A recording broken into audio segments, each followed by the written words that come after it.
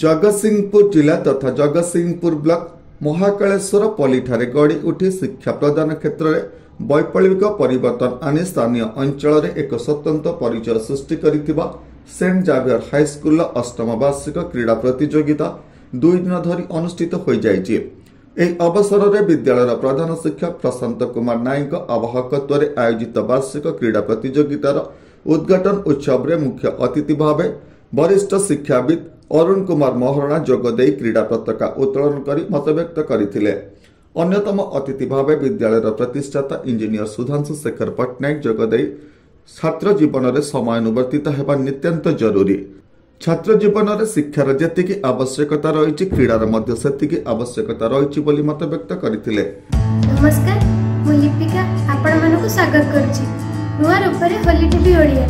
Holi TV Odia सहित जोड़िया पाई आपण माने लाइक करंतु, सब्सक्राइब करंतु, शेयर करंतु। सम्मानित अतिथि भाव स्थानीय सरपंच कौशल्या दास जगदे मतव्यक्त करथिले।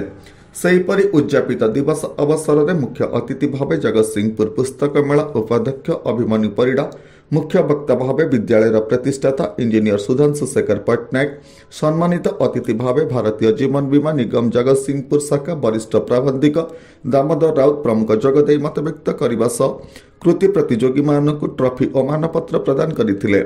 विद्यालय प्रधान शिक्षक प्रशांत कुमार नायक संयोजन आयोजित क्रीड़ा प्रतियोगिता को शिक्षक विभु प्रसाद बेहेरा, वासुदेव प्रधान, सुभाषिष सेठी, शिक्षयित्री राजश्री बस्तिया, प्रतिभा नायक, सविता महारणा समेत समस्त शिक्षक और कर्मचारी माने सुपरिचालना करथिला बेले छात्र छात्री मानक द्वारा सांस्कृतिक कार्यक्रम आयोजित होइतिला। जगतसिंहपुर अक्षय कुमार दास का रिपोर्ट, होली टीवी ओडिया।